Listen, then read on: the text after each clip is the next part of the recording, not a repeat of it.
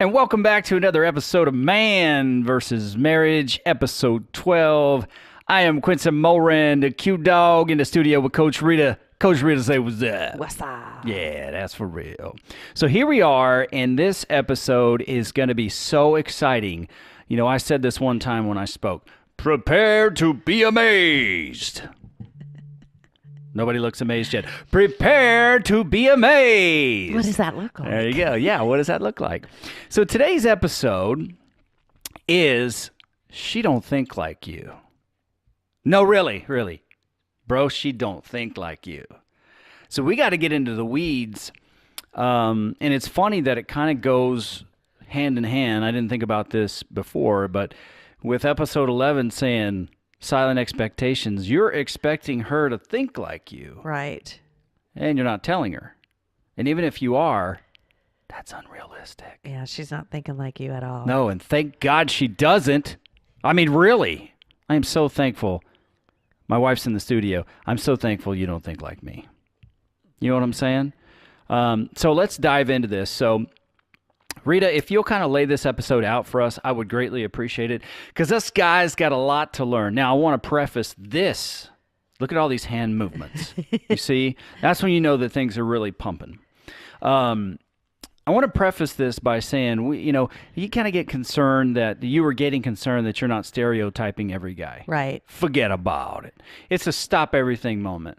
Because basically, Rita, what you're doing is you're taking all your experience from the years of counseling that you've done, and you're saying this is kind of the baseline of what I've experienced through counseling. Now, we're not trying to stereotype the whole male population. No. What What we're doing is saying this is what we've seen, or this is what she has seen. And are there exceptions to the rule? Absolutely. Yes. But we're kind of going on a generalized broad scope here so that we can help as many people as possible. Now, if you disagree and you feel like we're stereotyping you as an individual who we can't see and we don't know, first, thanks for listening. Never met. That's right. We've never met. Thanks for listening. I love you. But if you disagree or you feel like you're being stereotyped here, go ahead and email us, because our goal, the reason we started this is to help you. And to have conversations. Right. So maybe there's another take on this that we can bring into the show. But for the majority of the counseling that Rita's done, this is the experience she's had. So I kind of don't want you to have to continue to qualify that. So it's okay if you put it out there. And if anybody has a question and they have the courage to email us, we can set the record straight. Oh, absolutely. We can just set it straight. Our heart, please understand, our heart is in the right place. We're not trying to, we didn't set out to single anybody out, right, or leave anybody out. But what we're going to do is just talk on the broad scope of Rita's experience as a marriage counselor. Is that fair to say? Fair. I think right. because when you get into this conversation of this episode of she doesn't think like you, it's understanding each other. And I think every relationship is unique. Every relationship is different. What works for one couple might not work for another couple. And I totally respect that. I totally understand that. So coming into this, I just didn't want to say, okay, men are like this and this is how men think, and women are like this and this is how they think. That's not even true. Right. Because we're all unique. We all have different experiences. We all come from different cultures. Yeah, there's a lot of scientific information out there. You all could Google it. I'm not going to do that. Google that. Yeah. So in saying all that, we all know that men and women are different. That's just common knowledge. That is a fact that we all know that. Yeah. For me to come in and say, no, that's not true. It's just common knowledge. So my question in doing this episode, my question is, have we ever taken the time out to figure that out? Yeah. Like, why are we different? How do you think about this, honey? Like, what is your take on this? Instead of, well, this is how I think, and this is the way that it is, and this is just the way that it goes.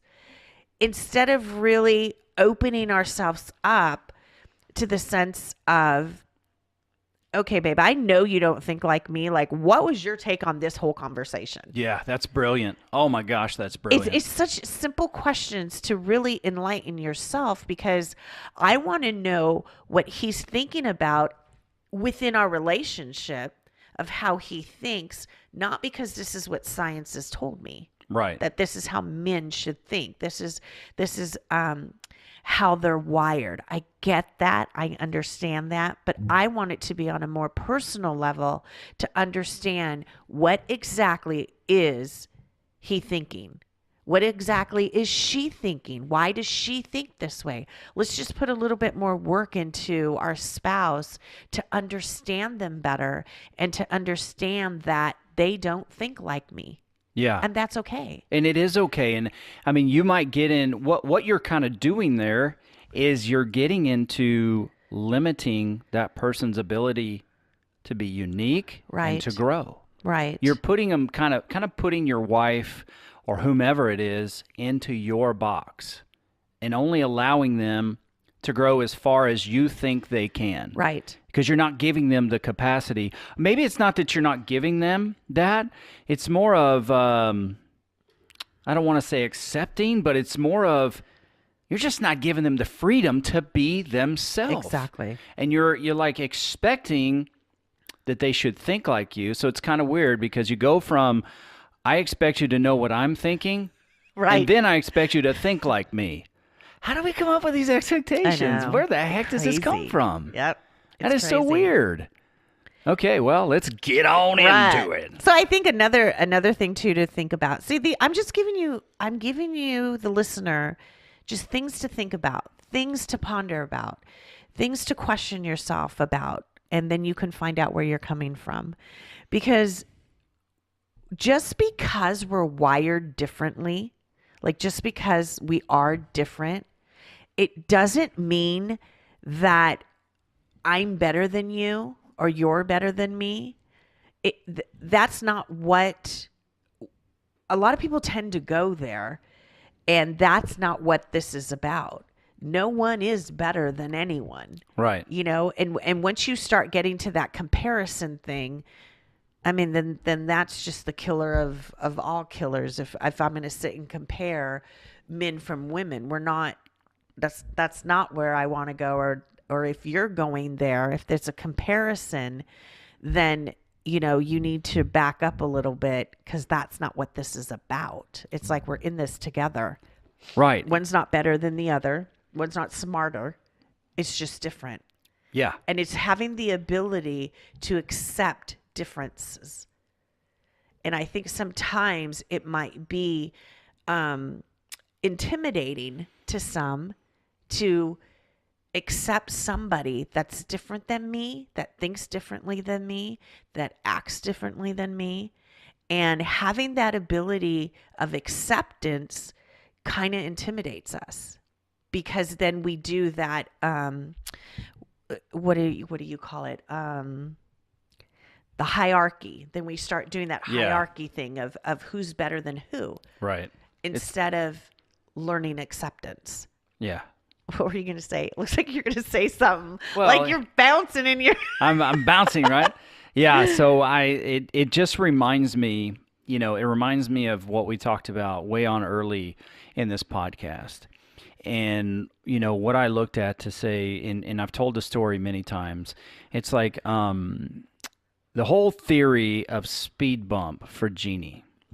And me thinking, I'm kind of, being a bit derogatory towards myself, but it's like I'm just a knucklehead country boy from Alabama, and I know my wife is a lot smarter than me.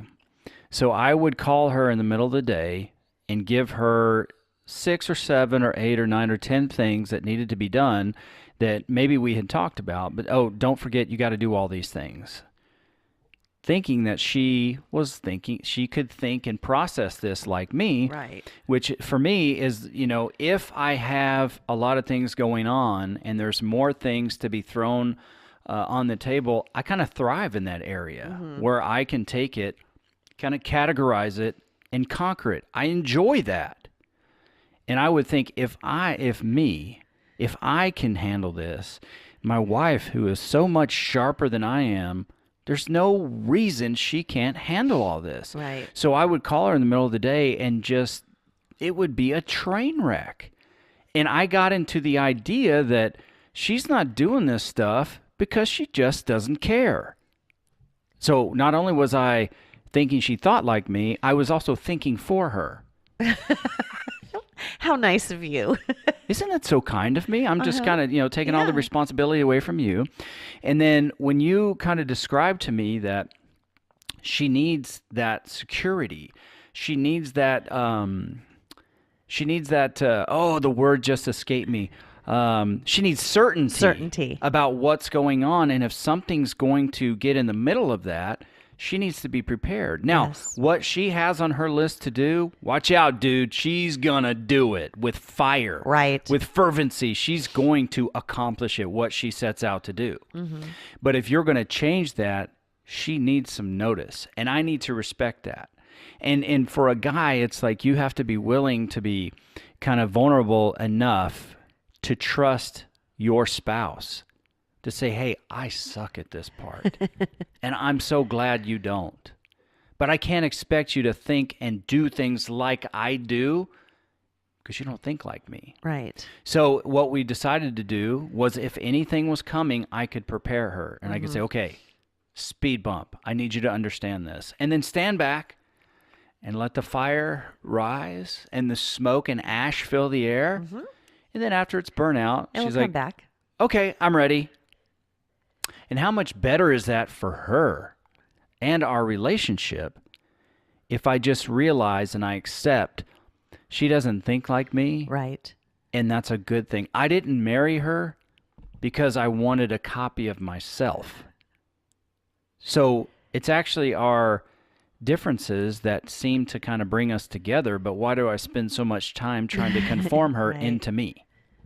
I think that was a huge turning point. If I remember correctly, I think that was a huge turning point on your guys' relationship, was understanding Jeannie's need for certainty and anything. Well, hello. I mean, you guys have 8 kids, 3 with special needs. There's a lot of uncertainty in that. And if you, Quincy, could bring any kind of certainty into her life, that's what it was that she was needing from you.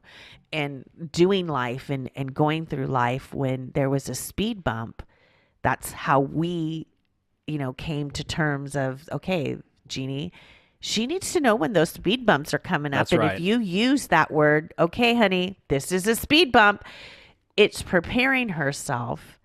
And so in that sense, you're honoring who she is and you're taking account for who she is, how she thinks, how she's wired, her uniqueness. And you're saying, I'm going to embrace that and I'm going to help you along the way. Right. Instead of, screw you got to figure this thing out because this is how I am and you should be like me and you should think like me and this is how we should do it and this is how we're going to tackle it. That's true. And it doesn't work that way. And I think it was a huge eye-opener for you in the sense of, man, I've been throwing her speed bumps all our marriage, and I'm wondering why she's frustrated. I'm wondering why she's crying in the corner, and things are blowing up. There's bombs being dropped left and right, and you think nothing of it. Right, because and I totally agree with you. There were 2 pieces. There were 2 tools that you gave us that really helped out. You explained to her, which really helped me, that she needs to just go to the clouds with me. Mm-hmm. Just go to the clouds. Yep. Because I'm going to shoot all the way to the clouds, and then I allow, I kind of allow like a slow parachute descent. Mm-hmm.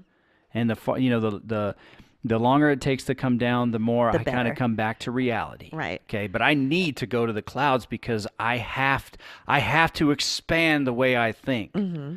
And the way that she was taking that is, this is what you're going to do. Right. Not like you're just going to the clouds and then you need to come down. It's like, oh my gosh, there's so much uncertainty. What are you going to take me through? Right. It's like in Rocky, what are you doing to me, Adrian? What are you doing? And for her, that whole speed bump, and that was game changer for our relationship. I think so.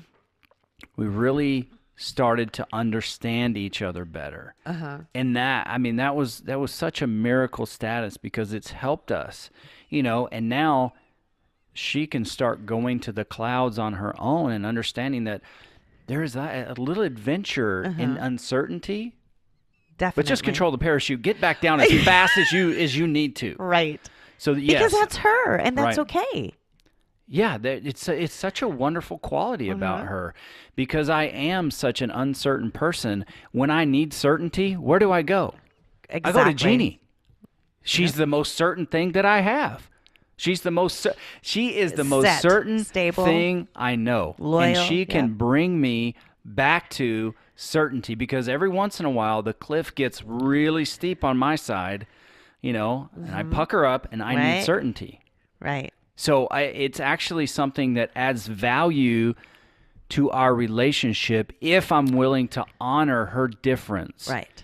And appreciate she don't think like you, bro. And it's that uniqueness and it's that diversity that probably attracted you to her in the first place.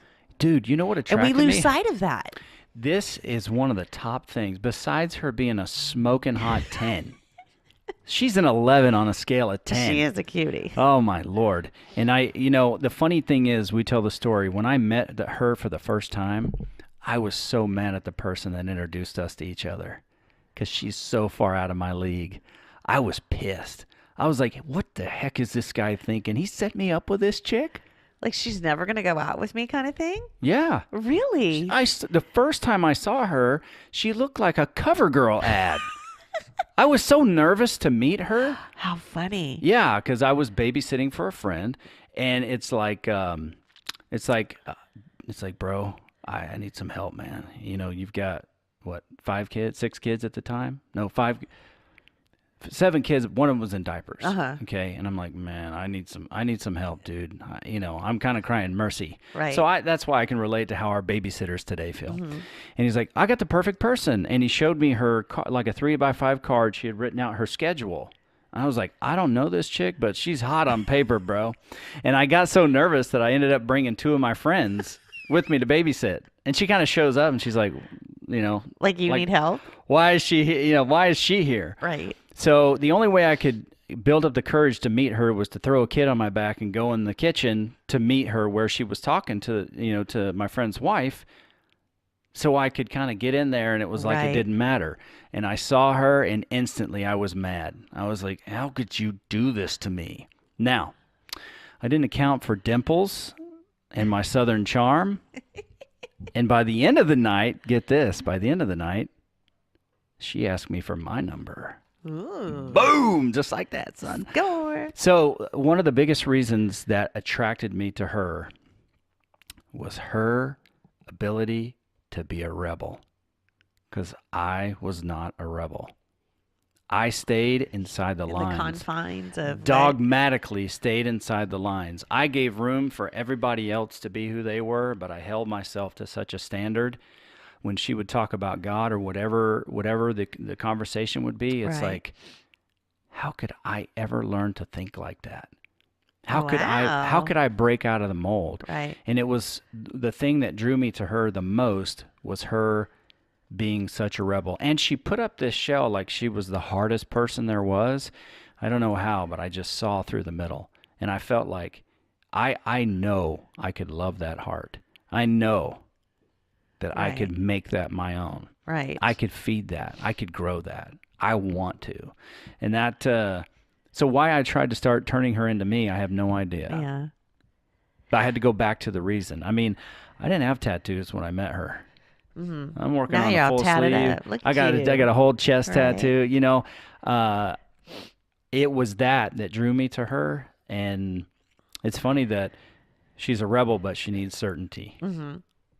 It's Isn't that interesting. funny? Yeah. It's very interesting. But I hijacked the moment there. Thanks for that's listening. okay. But as you're listening to this, just take yourself back to that moment as to why you were attracted or drawn or whatever to your spouse. Remember just how, you were very detail oriented when you were talking about that first time that you met her.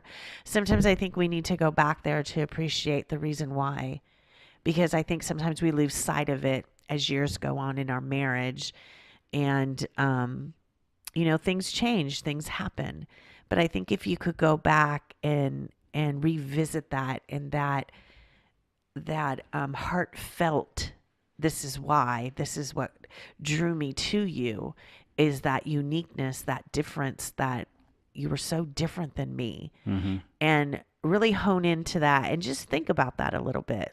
I'm sure a lot of people are driving and listening right now, and you can just capture that moment and just stay there for a little bit and just take it all in. And when you come home and you see her, remind her of why it is, or, just reminisce a little bit about that time that you first met. And it just creates just an atmosphere of giddiness, that atmosphere of when you saw that person and you're madly in love with them and you only know them for an hour. You know what I mean? It's Yep. just that first love kind of thing that happens. And I think that sometimes we need to revisit that every now and then, because we lose sight of that. Yeah. And especially in the moments of life when we're frustrated and we don't understand why they don't think like we think. And, we bring in all those silent expectations and everything else, that we lose sight of those things that are important, because that was the important decision that you made, that's why you're together today. Yeah. So for what it's worth, thanks for sharing that, because I think some people, who are listening need to go back to that moment. I can tell you what it just did to me. It created a big emotional response. Right. I does. had to stop because I was getting ready to break open. So, I mean, And I think that's a good thing. I think sometimes that's where you need to go back to and just kind of revisit it. And yes. Because as you're saying that, I'm remembering, oh yeah, I remember when I met Bill. Yeah.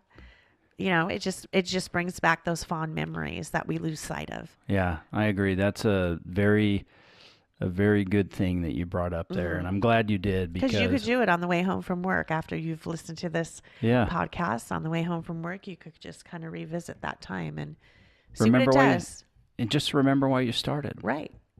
Sometimes you just need to go back to the beginning to figure out the future. That's pretty powerful right there. So let's get back to this. Yeah, let's do it. So we can finish this up. And what I think sometimes, this is my own personal opinion, this is through experience, that, just sitting in front of couples, that when we learn acceptance, when we learn to accept, like you learn to accept the fact that Jeannie had to have, or Jeannie had a hard time working through speed bumps when we call them speed bumps, but life happens, things happen, and you've come to accept the fact that this is how she is. Like there's nothing wrong with it. This is just how that she is. This is how she maneuvers through life. Once that acceptance came, it's like a whole new way of how you guys did your relationship was different. Mm-hmm. And when you have the ability to accept somebody for who they are, for what they are, how they think, it puts off so much of disappointment on your part, because they're not thinking like you. They didn't do the things that, or how it is that you thought that they should do something. It wasn't your way or the way that you think. And we get frustrated and we get mad and we get disappointed. All those things go away once we get acceptance and understanding of somebody.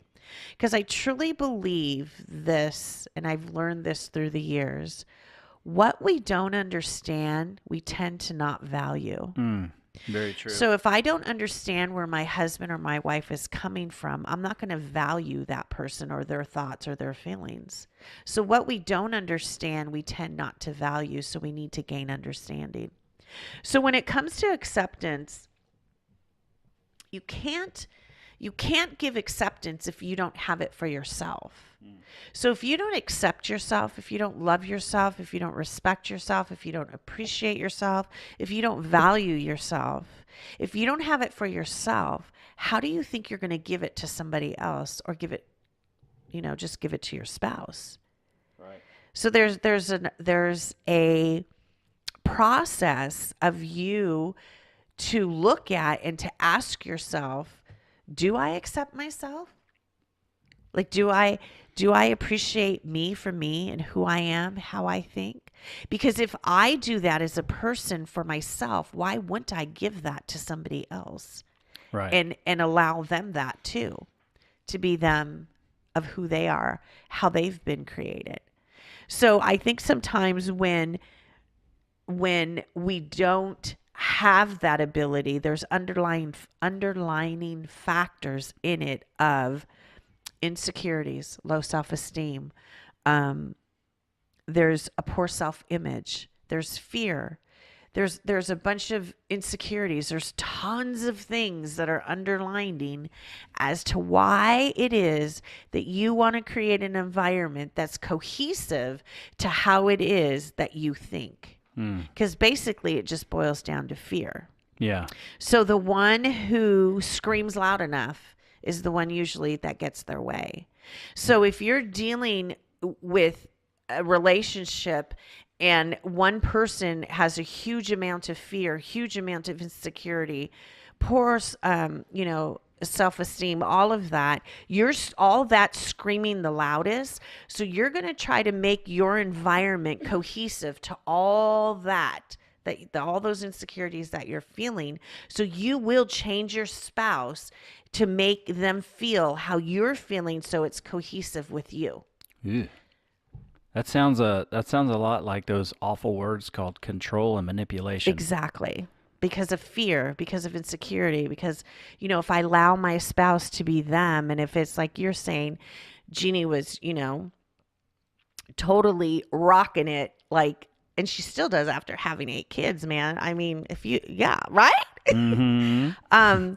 So if there's that insecurity that plays in that, and you feed into it, you're going to try to manipulate, control the situation so that she never gets out there, so that nobody can see her, out of your insecurity that she might find somebody else. Ooh. Does that make sense? Am I making sense? Yes. Okay. It really does, as a matter of fact. And I think it kind of to wrap all that together is it's a big word that we learned when we were doing these modules that we called them, is how congruent are you on the inside? How well do you know yourself? Mm-hmm. Or are you overemphasizing one part of your personality to compensate for your insecurities? Right. And if you are, then you're not in balance. And what you're trying to do is manipulate or control the people around you to put you in a place of balance, and you're not allowing those people to be who they are. Right. Because you don't know who you are. Exactly. And because you can't give what you don't have. That's right. And there's a certain beauty in being okay with who you are. Exactly. Coming to terms with who you are. It's not who you have to be. Right. But just get to the point of understanding and knowing who you are, and put some value on that. And then look at your spouse and value who they are. Mm-hmm. And if you want to be more than you are, that's why you're listening to this podcast, exactly. Right? So you can both become more than you are together, but understanding that she just does not think like you, and then accepting that that's okay, mm-hmm. will change your relationship. What it's going to do now is you take this time and you think about it, you kind of chew on it, let this digest what we're saying to you right now. It's going to be an automatic game changer in your relationship, because you'll be able to identify how you've been holding her hostage for such a long time. And look, you're going to feel like crap, okay? You're going to feel like garbage. But understand, like we said before, understand this. You can't go back and change anything. Mm-mm. What you can do is focus on what you can affect, control what you can control that's healthy, and make a decision today and moving forward that you're going to be that light that shines on her and allows her to be who she is. And you're going to do the same for yourself. That's going to be game changer status. Stop trying to turn people into you so that you don't have to change. Identify where you are, okay? Just identify, be okay with it, and then start making goals to be more than you are now. Absolutely. Is that a fair way to put it? I think that's just the bottom line. And it really all starts with you. Right. You know, taking some personal responsibility. Right. And I'm here to tell you, guys, I'm here to tell you that I'm not giving you any information that I have not had to apply to myself. Mm-hmm. I have walked this path. Mm-hmm. And my relationship is in such a better place.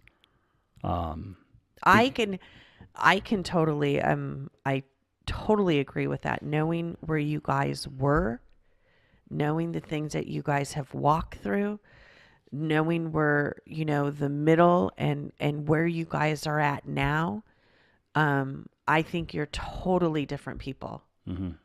And for the good. For the good. And for the good of your kids. I've seen things that your kids have walked through. And it was because you chose as a husband and wife to come together and make changes in your own life for the betterment of your children. And I think you guys have reaped the benefit of that. And you've seen it in your kids as things changed with you. You saw that morphing thing happen within your own household. Mm-hmm. And so I totally agree with you that, you know, you're not just one that just speaks it. You are one that actually applies it and does it, both of you. Thank you. And it's been a journey and it's been an adventure, and we all have moments where we lose our crap, but we collect it and we bring it together and we move forward. And that's the most important thing. Even though you guys are saying, okay, last week was, you know, a rough week and we had a disagreement, but you're here today and you're going strong and you're moving forward, and you're not allowing those things in the past to dictate to what it is that you guys want to have today and in your future as a husband and wife and as a family unit. So I totally agree with what it is that you're saying, that you're not just one who speaks it and to tell everybody this is what you need to do, that you don't practice yourself. So thank you I very just much. want to acknowledge that, because, you know, anybody could get behind a mic and say anything. Yeah. We can all bloviate. We can fake it. We can fake it. And that's why, you know, going a couple episodes back, I thought it was important for Jeannie and I just to get up here and put it out there to say, this is what we go through. Right. And I think it's important to know that, you know, life happens. Mm-hmm. It's, you know, your response that will either put you on a good path or take you off the good path. And you have control over that. Exactly. Well, how'd that work out for an episode? I think that's good. All right. Well, hey, I haven't taken much time to be funny, so I lined up about 13 jokes, and I want to tell them right in a row. I'm kidding. What I want to do is throw it out there so that you know how to contact us. What's your feedback on this episode? How can we help? That's what we want to know. We are getting some tremendous feedback from these episodes and people saying that they can definitely identify with what we're putting out there. And there's no greater joy than to know that people can relate to what we're going through and that it's helping their relationship. So go check us out on Facebook, okay? It's facebook.com/Man vs Marriage Podcast. Give us an email, manvsmarriagepodcast@gmail.com, manvsmarriagepodcast@gmail.com. Check us out on the website at manvsmarriagepodcast.com. And there, you can sign up for all kinds of great things, and you can go read our blogs. I just wanted to be silent for a minute so I could let that sink in. Yeah, we got blogs. Did you know? Excellent. Look us up on Twitter. Hit us up on Facebook. Get us on the email. That's all kinds of avenues that you can use to connect with us. And I want to thank you again for listening. Thanks for making us a part of whatever walk of life you're in right now. We sure appreciate you. And we will be back soon for another episode of Man versus Marriage.